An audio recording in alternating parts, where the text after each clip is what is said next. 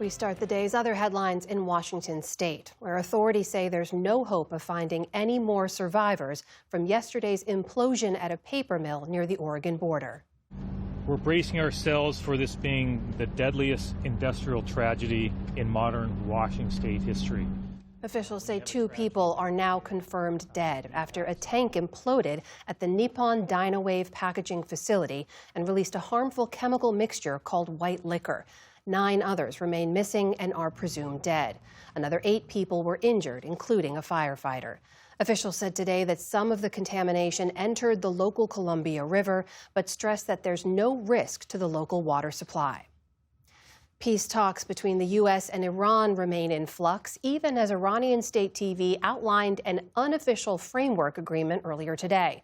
It would restore commercial shipping in the Strait of Hormuz to pre-war levels, while the U.S. would withdraw its forces and lift a naval blockade. The White House called the report a, quote, complete fabrication.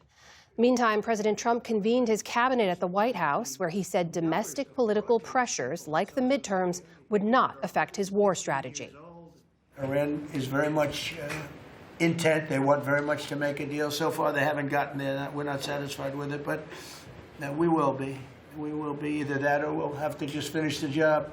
They're negotiating on fumes, but we'll see what happens. Maybe we have to go back and finish it. Maybe we don't.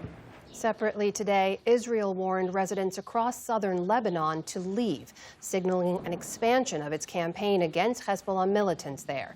It's the first such warning since an uneasy ceasefire went into effect last month.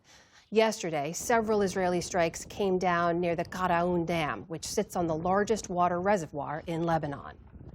Also today, Hamas confirmed that Israeli airstrikes killed their latest military leader in Gaza. Mourners and Hamas supporters carried the body of Mohammed Odeh, along with some of his family members, through the streets of Gaza City.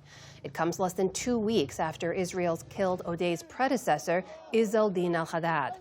The strikes also injured at least 12 others and came on the eve of the Muslim holiday of Eid al-Adha. It left residents sifting through rubble for their belongings or other bodies.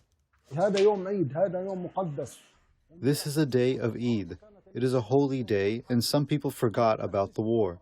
But after what happened, people were shocked completely. They couldn't take it anymore.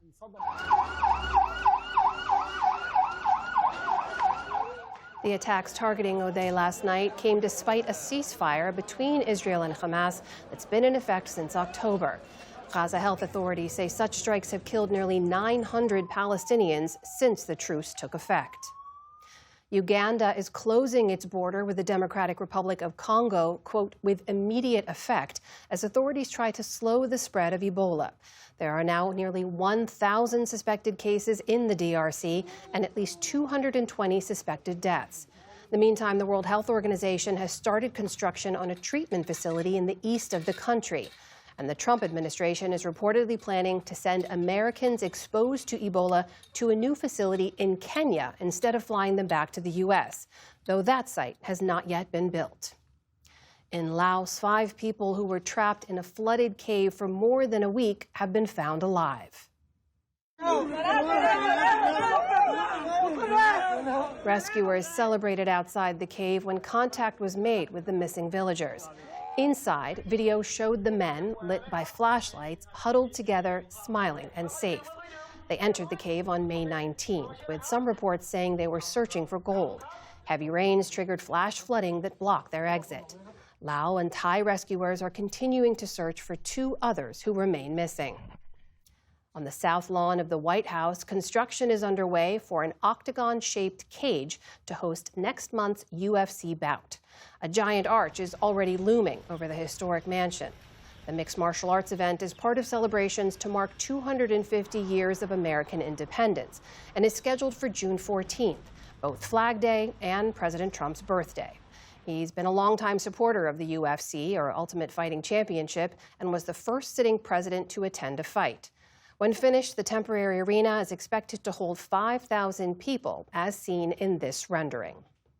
On Wall Street today, all three major indices closed at all-time highs as oil prices eased. The Dow Jones Industrial Average added nearly 200 points on the day. The Nasdaq rose just 18 points, so a small gain there. The S&P 500 added just 1 point, but technically enough for a new record. And Ferrari is now taking orders for its new first-ever electric vehicle. But if critics and financial markets are any indication, interest in the new car may be low. The launch of the Luce, meaning light in Italian, landed with a thud among Ferrari fans who bristled at its bubble-like exterior. A former company chairman warned of, quote, the destruction of a legend, and the company's stock initially fell in Milan and on Wall Street. But Pope Leo seemed impressed when he was given a first-hand look outside his summer residence yesterday. The Luce comes with 1,000 horsepower, a 10-inch touchscreen, and an estimated price tag of more than $600,000. Still to come on the News Hour, outgoing World Food Program Director Cindy McCain reflects on how changes to U.S. foreign aid impact the agency's work. We speak to actors Laurie Metcalf and Nathan Lane as the classic Death of a Salesman returns to Broadway. And a new museum chronicles the life and advocacy of Civil War abolitionist Thaddeus Stevens. This is the PBS News Hour from the David M. Rubenstein Studio at WETA in Washington, headquarters of PBS News. Support journalism you trust. Support PBS News. Donate now, or even better, start a monthly contribution today.